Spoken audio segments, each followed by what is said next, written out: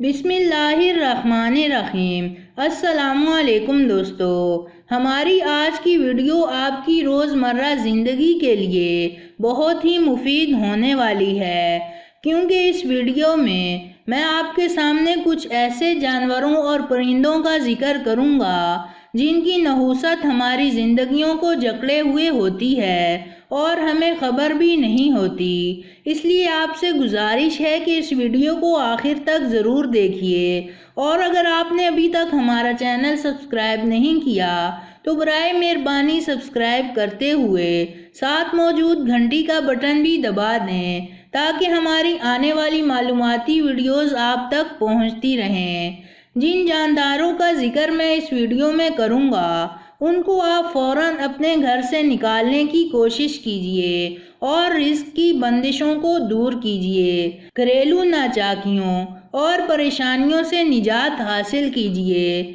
ان جانوروں میں پہلے نمبر پر مکڑی ہے۔ مکڑی کو ہم بہت ہی معمولی سمجھتے ہیں، لیکن یہ ہم پر رزق کے دروازے بند کروا سکتی ہے۔ اس کی نحوست ہمارے گھر میں ہر طرف ڈیرے ڈالے ہوتی ہے۔ بہت سے لوگ مکڑی کو معتبر بھی سمجھتے ہیں، کیونکہ اس کے نام پر قرآن مجید میں ایک سورت بھی ہے جس کا نام سورت عنکبوت ہے۔ حالانکہ وہ سورت صرف ایک واقعے کی وجہ سے نازل ہوئی تھی جو مکڑی نے غار ثور پر بن دیا تھا۔ شیر خدا حضرت علی رضی اللہ تعالیٰ عنہ کا فرمان ہے کہ مکڑی جس گھر میں ہو اس گھر میں سوائے بھوک اور افلاس کے کچھ نہیں آ سکتا۔ اس کے بارے میں رحم دلی کی کوئی بھی گنجائش نہیں ہے۔ مکڑی کو آپ فوراً گھر سے نکال دیں، کیونکہ یہ بہت بڑی جلدی بیماری کا سبب بھی بنتی ہے۔ اگر مکڑی ہمارے جسم پر چڑھ جائے تو بہت ہی عجیب جلدی بیماری پیدا ہوتی ہے۔ ان جانوروں میں دوسرے نمبر پر گو اور مگرمچھ ہے۔ آج کل لوگوں کے عجیب و غریب مشغلے بن چکے ہیں۔ سوشل میڈیا پر بہت سے ایسے لوگ نظر آتے ہیں جو مگرمچھ اور گو کو پالنے کے شوقین ہوتے ہیں۔ یہ انتہائی نحوست زدہ جانوروں میں شمار ہوتے ہیں۔ ان کو گھروں میں تو کیا، گھر کے آس پاس رکھنا بھی ٹھیک نہیں ہے، کیونکہ یہ چپکلی کی ہی بہت بڑی قسم ہے۔ ان جانوروں میں تیسرے نمبر پر چپکلی ہے۔ یہ انتہائی نحوست زدہ اور زہریلی ہے۔ بہت سی روایات میں آتا ہے کہ چپکلی کو مارنا ثواب بھی ہے۔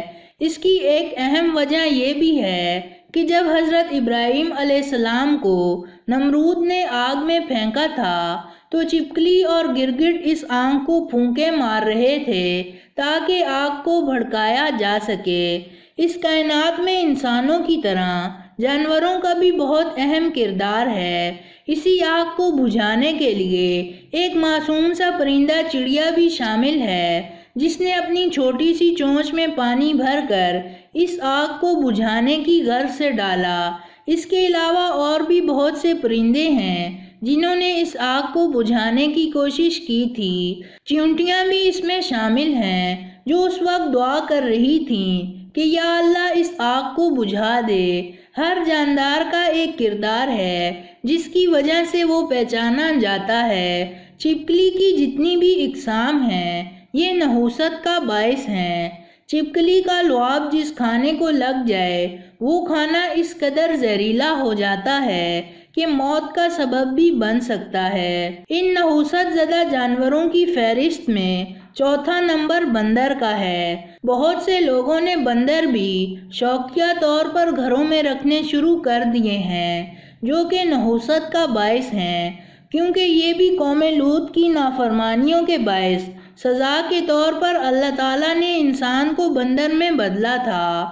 اس کا گھر میں ہونا بھی رزق کی تنگی اور گھر میں ناچاکیوں کا باعث بنتا ہے۔ اس کے علاوہ شیاطین بھی بندر کے اندر اپنی پناہ لیتے ہیں۔ پانچویں نمبر پر چوہا ہے۔ چوہا انتہائی موذی اور نحوست زدہ جانور ہے۔ اس کا جھوٹا بہت سی بیماریوں کا سبب بنتا ہے۔ طاعون جیسا موذی مرض بھی چوہے کی وجہ سے پھیلا تھا۔ اس کے علاوہ چوہا برتنوں میں پھرتا ہے جو کہ رزق کی تنگی کا باعث بنتا ہے۔ چوہے کی جلد پر پسو بہت زیادہ ہوتے ہیں جو بہت سے جلدی امراض کا سبب بنتے ہیں۔ اس کو انتہائی نحوست زدہ جانوروں میں شمار کیا جاتا ہے۔ چھٹے نمبر پر انتہائی خوبصورت دکھنے والا جانور مور ہے۔ بہت کم لوگوں کو معلوم ہے کہ انتہائی خوبصورت دکھنے والا مور ایک نحوست زدہ جانور بھی ہے، کیونکہ یہ حضرت آدم علیہ السلام کو جنت سے نکالے جانے کا ایک مورا بنا تھا۔